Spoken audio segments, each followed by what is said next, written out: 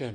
نحن لا نخوف طبعا، لأن الإعلام في الجزائر، اسمح لي، اليوم الإعلام في الجزائر الزملاء الصحفيين أحيانا لا يتكلمون باحترافية، لا يعطون الحقائق، يعطون الأحكام. الأحكام ليست من مهام الإعلامي، الأحكام من مهام القاضي عندما يشرع، الأحكام من مهام السياسي كما كان يتكلم عدة، قال أنا نتكلم من موقع سياسي، وأعطى قضية التخوف. لأن المشكل الآن قضية مسيرات. أنا حضرت منذ شهور مسيرة من سيد الحسني في وهران، وهي سنويا تقام لمدة قرن من الزمن منذ 1905، وهي الطريقة الطيبية الوزنية الجزائرية رغم أصولها المغربية، ويقومون بمسيرة نحو ضريح سيد الهواري. في نفس الشيء موجود في تيميمون، موجود في توات.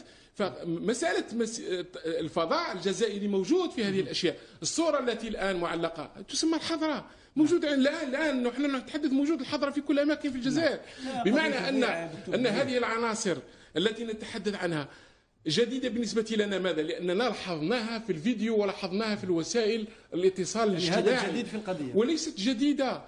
المتصوفة يحملون أعلام متنوعة، علم سيدي فلان، علم سيدي فلان، ويتحركون، وهذه منذ 5 قرون 6 قرون.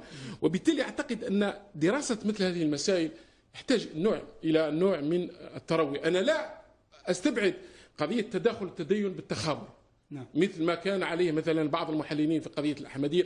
يمكن، أنا لا أستبعد هذا الشيء.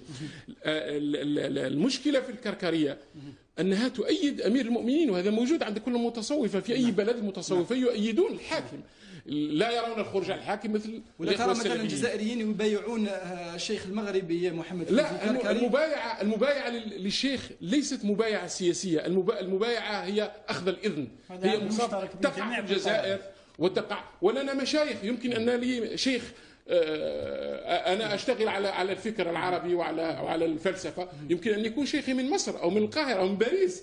فبالتالي فمسألة الإذن الذي يعطى هي مجموعة أوراد فيها الفاتحة 7 مرات، فيها بعض الآيات القرآنية وبعض الأدعية تعطى لهذا. يعني الولاء الديني بعيد جدا عن الولاء السياسي. أنا أعتقد شخصيا أن هؤلاء الذين ذهبوا إلى هناك، لأنه في موجود في الجزائر شيء موجود في العالم الإسلامي كله، أنك ينبغي أن يكون لك شيخك الروحي، ليس شيخ التعليم. شيخ التعليم ممكن ناصر الميلي شيخي في التعليم، يقدم لي الفقه الأصول، لكن شيخ الروحي أبحث عنه.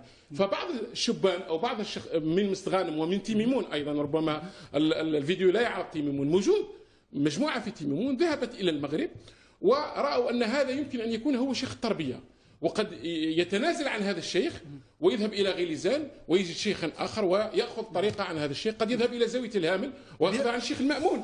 وبهذه المعتقدات دكتور نصر، اسمح لي المسألة أننا ينبغي أن نفهم هذه الأشياء. حتى قضية الألوان المزركشة ليست بعيدة عن التقاليد الجزائرية. الألوان المزركشة موجودة في ثقافتنا، هم يستندون إلى الآية القرآنية: وإذ استسقى موسى لقومه فقلنا ضرب بعصاك الحجرة فانفجرت 12 حجرا كل 12 عينا. 12 عينا هنا بالنسبة لهؤلاء المتصوفة وبالنسبة لمحي الدين ابن عربي هي الألوان، لأن الألوان في القرآن لها حضور، الألوان الطبيعة.